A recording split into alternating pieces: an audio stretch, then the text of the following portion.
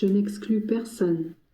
Mes enfants bien-aimés, me voici au milieu de vous pour faire de votre prière un moyen puissant, en vue d'obtenir tout ce qui vous est nécessaire pour la vie éternelle. À vous, je répète ce que déjà j'enseignais aux apôtres à propos de la prière. Priez tournez vers le Père et demandez en premier lieu sa gloire, la venue de son règne et la réalisation de sa volonté, et puis aussi tous les biens matériels résumés dans la demande de pain, et qui englobe la santé, la maison, le travail et tout ce qui vous est utile. Demandez aussi le pardon des péchés, dont dépend la paix intérieure si nécessaire.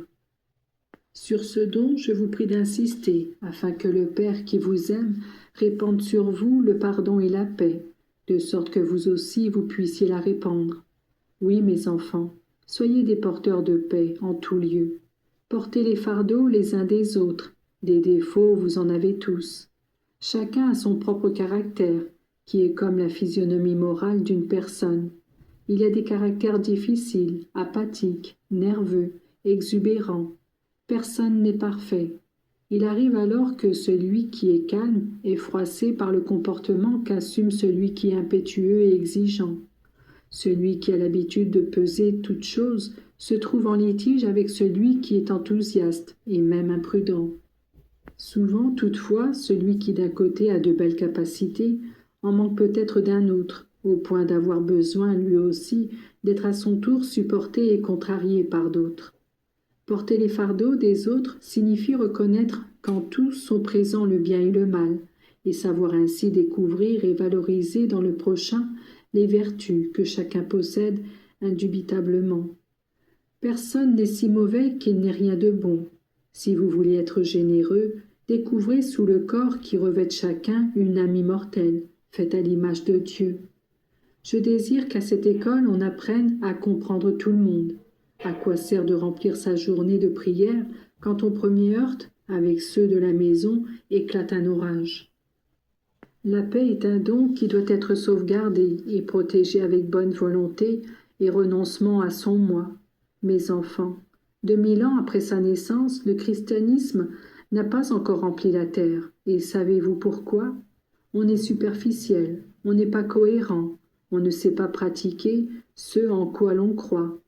Les âmes se convertissent par l'exemple. Les hommes pensent qu'il suffit de parler pour convaincre les autres de certaines vérités. Mais il n'en est pas ainsi. Le christianisme est vie divine, vie de grâce, vie d'amour. Si l'on ne comprend pas ces choses, on ne pourra jamais changer le monde.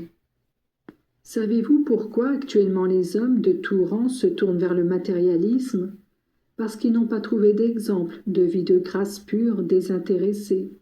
Il faut faire la route à rebours pour reprendre ensuite la montée, sans crainte de s'écorcher les mains, sans oublier que vous n'êtes pas seul. Si vous me dites qu'au long du chemin vous avez rencontré des saints, je vous en demanderai le signalement. Étaient-ils détachés de tout, détachés au point de vivre au jour le jour, en ne cherchant que la gloire de Dieu?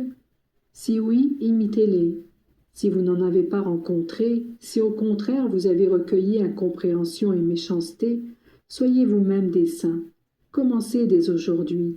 Si quelqu'un est en colère contre vous, s'il ne respecte pas vos droits par ce pardon que le Père vous donne, pardonnez et aimez. Que de fois mes enfants se perdent en discussion et en litige pour un mètre de terre, pour un tas de boue, pour des choses qui ne valent certainement pas la peine d'être surestimées. Si vous m'aimez, vous devez savoir aimer tous ceux que moi j'aime. Je n'exclus personne de mon amour, et vous devez m'imiter. Ceux qui, appartenant à votre famille, vous font souffrir s'ils pêchent, me font souffrir moi aussi. Mais moi, je les aime comme une mère aime ses enfants malades et infirmes. Vous devez commencer à aimer ceux qui pêchent. Aimer ne signifie pas fermer les yeux sur leurs défauts, mais les aider à les éliminer, les aider à vaincre les tentations, en les mettant en garde contre les dangers qu'ils courent. Vous ne devez pas être des chiens muets. Soyez à leur côté par la prière, le sacrifice et la parole persuasive. Vous taire serait seconder l'œuvre du malin et laisser triompher le mal. Mes chers enfants, le christianisme doit renaître en esprit et en vérité. Et si 12 apôtres suffirent à bouleverser le mode de vivre de beaucoup, vous qui êtes bien plus nombreux, vous devez, à travers votre sainteté, témoigner de façon crédible de cette foi qui vous semble parfois vaciller ou disparaître. Vous devez prouver la vérité de la vie éternelle en laquelle vous croyez, en sachant regarder le ciel quand la croix pèse, et surtout vous devez, dans l'exercice de la charité, faire revivre Dieu au milieu des hommes. Je vous bénis tous. Que la paix soit mon don pour vous.